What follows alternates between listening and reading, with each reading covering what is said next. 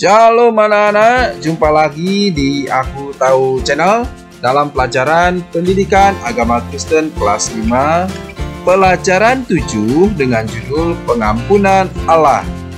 Materi ini terdapat di dalam buku Pendidikan Agama Kristen dan Budi Pekerti kelas 5. Sebelum Bapak lanjutkan, jangan lupa untuk subscribe, like, dan share ya. Silahkan bagikan video ini kepada teman-teman kalian sehingga mereka dapat mengikuti pelajaran pendidikan agama Kristen. Anak-anak, mari siapkan alat-alat tulisnya, dan materi kali ini terdapat di halaman 27 sampai 31. Jadi setelah menyimak video berikut, nanti kalian boleh membacanya dalam buku paket kalian ya. Anak-anak, apakah yang dimaksud dengan mengampuni? Pernahkah kalian mengampuni? Ya. Nah, hari ini kita akan belajar tentang mengampuni. Apa sih mengampuni itu? Lalu, pernahkah kamu disakiti atau dikecewakan oleh teman atau siapa saja? Misalnya ada teman yang mengolok kamu, mengejek, atau memukul kamu. Nah, waktu temanmu melakukan itu, apakah kamu merasa marah, kecewa, kesal kepada temanmu itu? Dan kalau kamu marah, kesal, kira-kira apa yang kamu lakukan? Dan apakah kamu masih mengingat kesalahan atau perbuatan jahat temanmu itu? Nah, hari ini kita akan belajar tentang bagaimana memaafkan. Lalu bagaimana cara kita mengampuni jika kita ingin memaafkan atau mengampuni orang yang melakukan kesalahan kepada kita? Nah, untuk memahami tentang pengampunan atau mengampuni, kita akan belajar dari kisah Nabi Yunus dan penduduk Niniwe. Anak-anak, Nabi Yunus ini adalah seorang nabi dari kerajaan Israel Samaria pada kisaran abad ke-8 sebelum Masehi. Hidup pada masa kekuasaan Raja Samaria yaitu Yerobeam bin Yoas.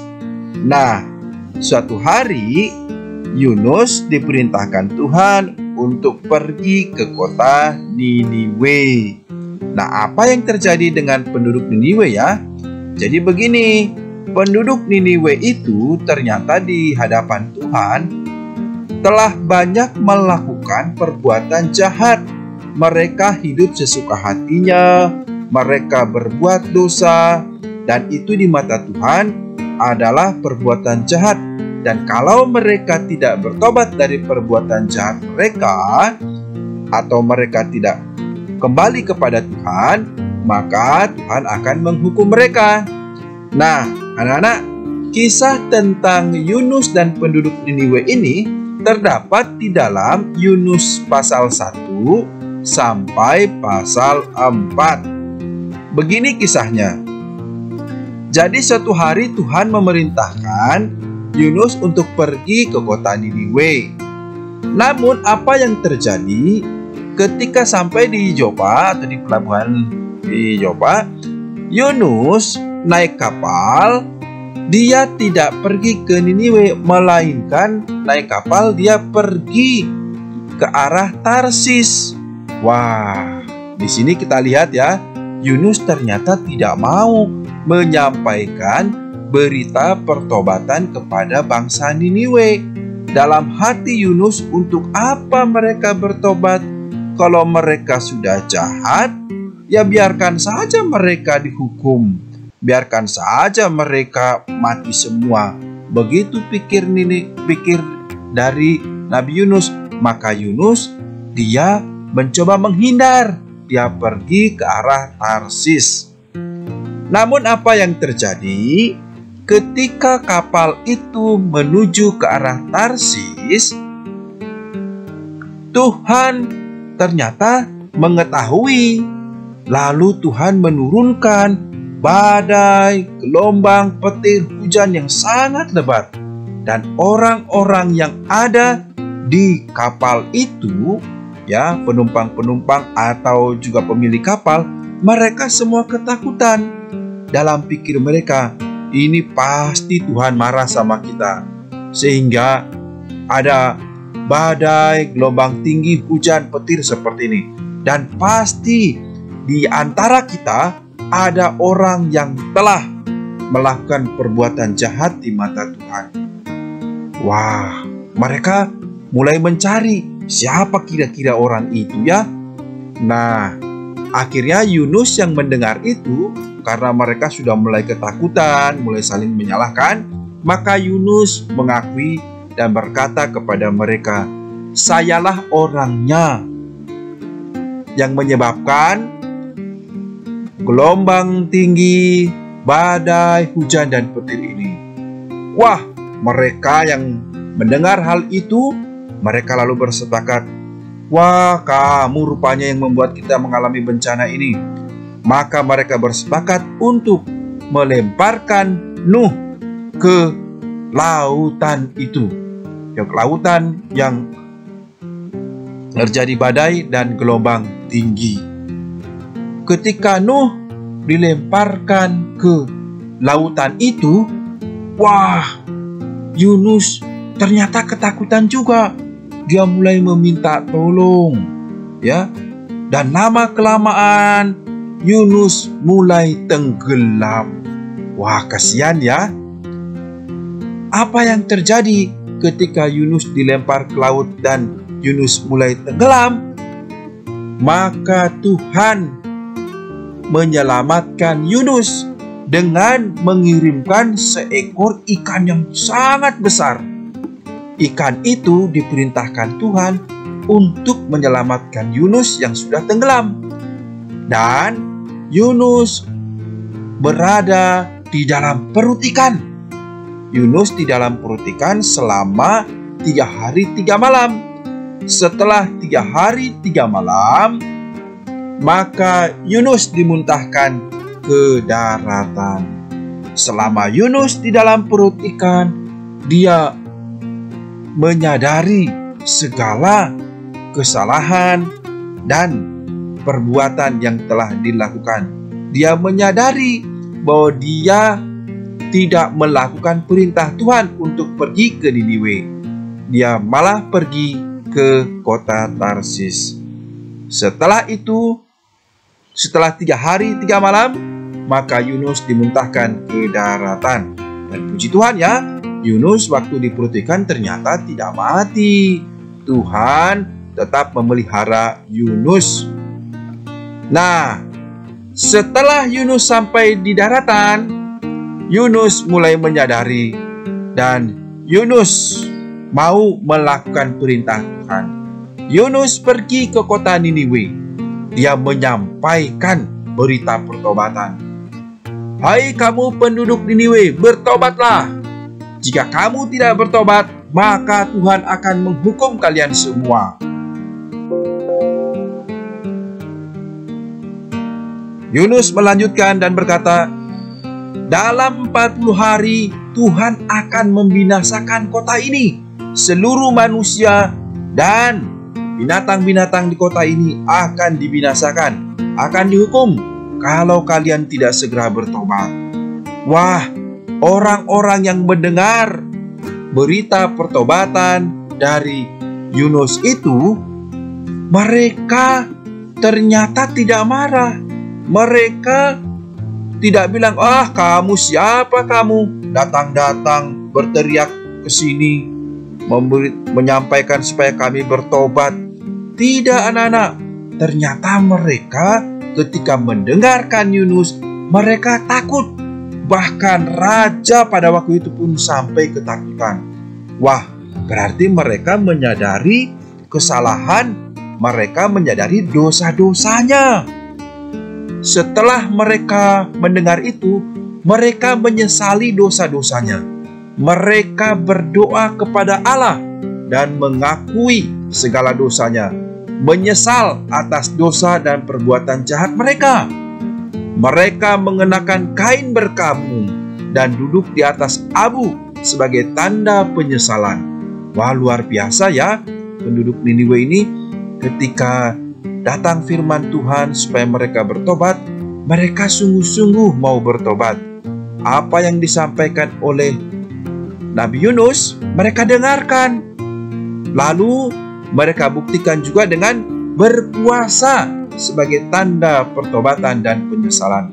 Jadi waktu itu yang berpuasa bukan cuma hanya manusia, bahkan hewan-hewan ternak mereka pun berpuasa, anak-anak. Tidak mereka kasih makan sebagai tanda bahwa mereka menyesali perbuatan jahat mereka. Namun apa yang terjadi dengan Yunus setelah bangsa Niniwe bertobat?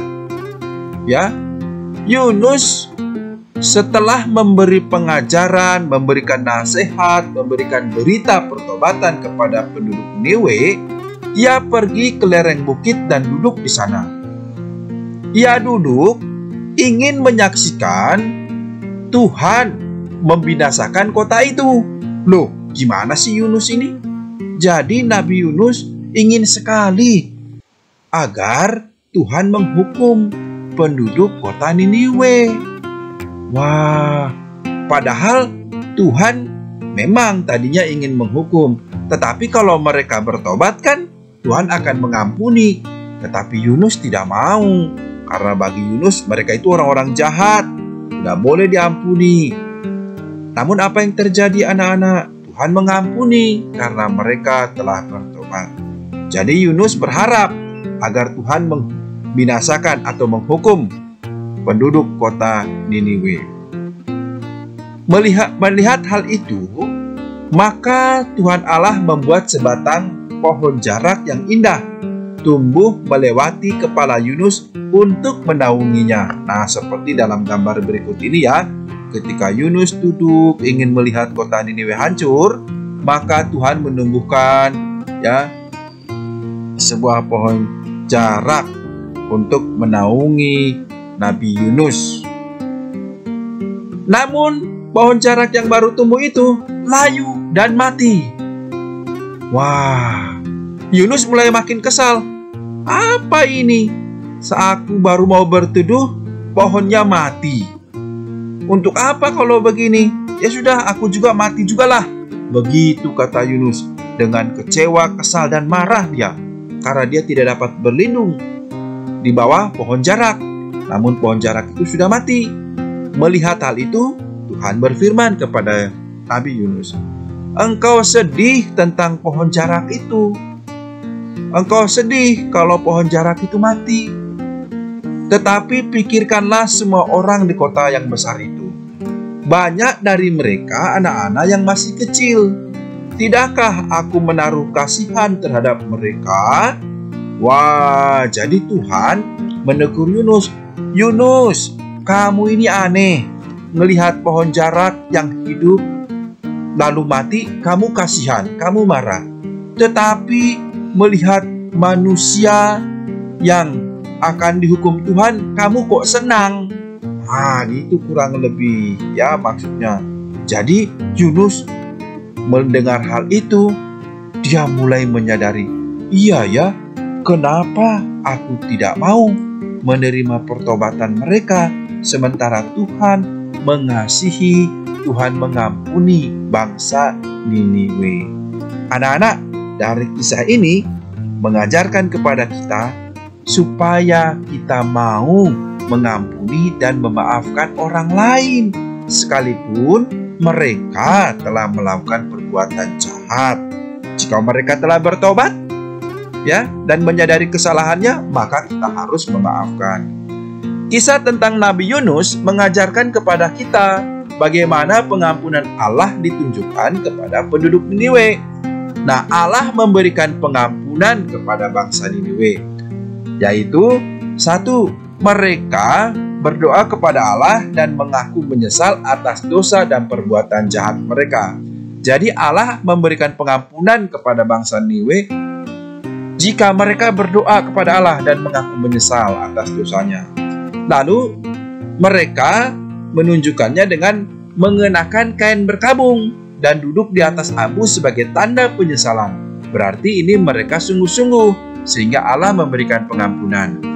Kemudian, mereka berpuasa sebagai tanda pertobatan dan penyesalan atas perbuatan dosa mereka. Nah, dengan demikian Allah memberikan pengampunan kepada bangsa Niniwe di kota itu.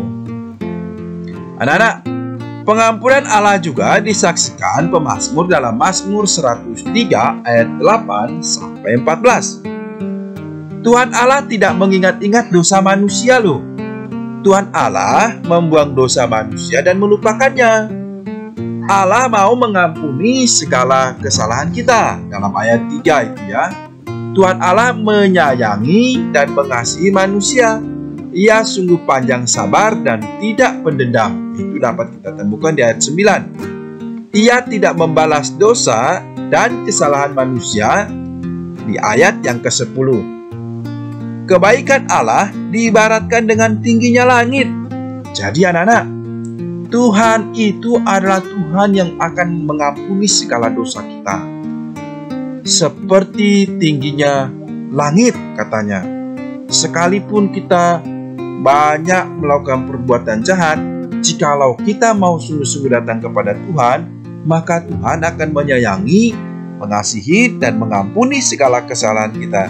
Dan bahkan disebutkan Tuhan tidak akan mengingat-ingat lagi segala perbuatan jahat kita. Luar biasa ya Tuhan kita. Pengampunan Allah dilukiskan juga dalam cerita Injil Matius 18 ayat 21 sampai 35, khususnya ayat 21 sampai 22. Nanti kalian baca ya. Ini menceritakan mengenai perumpamaan pengampunan. Selama Yesus berada di Kapernaum, Ia mengajarkan banyak hal, termasuk bagaimana seharusnya sikap terhadap orang yang melakukan kesalahan. Jadi, Yesus mengajarkan bagaimana sikap kita terhadap orang-orang yang melakukan kesalahan kepada kita.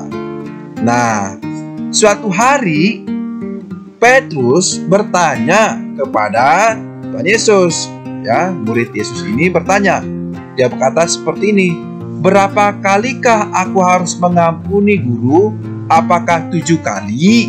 Nah, ini pertanyaan dari muridnya kepada Tuhan Yesus. Jadi dia bilang, kita ini mengampuni berapa kali sih? 7 kali.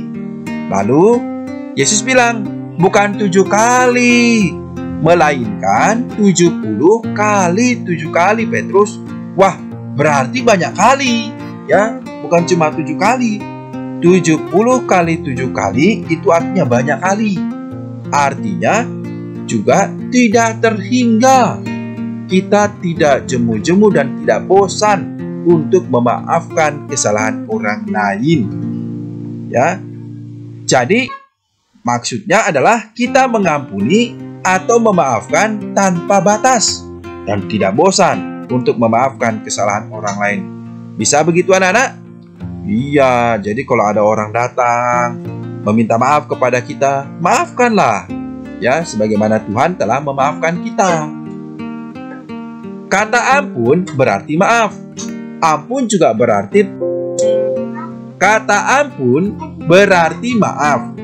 Ampun juga berarti pembebasan dari tuntutan karena melakukan kesalahan.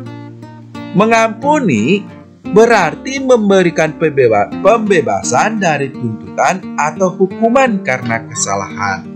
Jadi, kita mengampuni orang itu adalah membebaskan dia dari rasa bersalah, membebaskan dia dari hukuman. Nah, jikalau kita bisa melakukan ini, maka kita menjadi murid Tuhan yang sangat luar biasa, karena kita telah menunjukkan kasih kita kepada orang-orang yang berbuat jahat atau melakukan kesalahan kepada kita. Bisa disimpulkan, mengampuni berarti menerima dan berdamai kembali dengan orang-orang yang melakukan kesalahan kepada kita. Nah, seperti itu juga dengan Tuhan. Jikalau kita berbuat dosa, jikalau kita datang kepada Tuhan meminta ampun, maka Tuhan akan menerima kembali kita. Maka Tuhan akan mendamaikan kita kembali. 3 manfaat mengampuni. Yang pertama, 1. Melakukan kebaikan bagi orang lain. Orang yang kita maafkan tentu akan mengalami kelegaan dan terhindar dari rasa bersalah. Yang kedua, manfaatnya adalah melakukan kebaikan bagi diri sendiri. Ketika kita mengampuni kesalahan orang lain, kita pun terbebas dari perasaan marah, kesal, benci, atau dendam terhadap orang lain. Sebaliknya, yang akan muncul adalah perasaan damai dan bahagia dalam hati. Jadi begitu ya Nana, kalau kita mengampuni orang lain, akan ada rasa tenang di hati kita. Kita akan berdamai kembali dengan orang itu. Yang ketiga, melakukan kehendak Allah. Dengan mengampuni, kita telah melakukan perintah Tuhan, seperti yang tertulis dalam Kolose 3 ayat 13. Sabarlah kamu seorang terhadap yang lain, dan ampunlah seorang akan yang lain. Apabila seorang menaruh dendam terhadap yang lain, sama seperti Tuhan telah mengampuni kamu, kamu perbuat jugalah demikian. Jadi hari ini kita belajar, kalau Tuhan sudah mengampuni kita, maka kita juga harus mau mengampuni orang yang bersalah. Harus mau memaafkan orang yang bersalah. Ingat ya, kita juga adalah orang yang berdosa. Kita juga telah diampuni oleh Tuhan, maka kita juga harus mau mengampuni orang yang bersalah. Jangan seperti Nabi Yunus tadinya, dia nggak mau mengampuni, malah dia berharap sekali Tuhan menghukum orang-orang Niniwe. Wah, itu tidak baik ya. Semua manusia tidak pernah lepas dari kesalahan. Anak kecil bisa melakukan kesalahan. Orang dewasa juga bisa melakukan kesalahan. Kita semua pernah melakukan kesalahan. Kesalahan dapat terjadi karena disengaja atau tidak disengaja. Untuk itu, semua orang membutuhkan pengampunan dan harus memberi ampun kepada orang lain. Sama seperti kita ingin diampuni, orang lain juga memerlukan ampun dari kita. Allah Maha Pengasih dan Maha Pengampun. Sebagaimana Allah telah mengampuni segala dosa kita, maka ampunilah juga kesalahan sesamamu. Mari kita berdoa. Allah Pengasih, kami bersyukur atas pengampunan yang Kau berikan bagi kami. Tolonglah agar kami mampu berbuat seperti yang Engkau teladankan, mampu memaafkan dan mengampuni kesalahan orang lain. Dalam nama Yesus Kristus kami berdoa. Amin. Nah, anak-anak, demikian materi kita hari ini tentang Allah Maha Pengampun. Kita bersyukur karena Tuhan mengampuni kita, dan kita juga harus mau mengampuni orang-orang yang bersalah kepada kita. Silakan pelajari lagu ini ya sebagai respon kita tentang pelajaran hari ini, sejauh timur dari barat. Nah, caranya silakan cari di YouTube. Nanti kalian nyanyikan dan kirim videonya sama Pak Guru ya.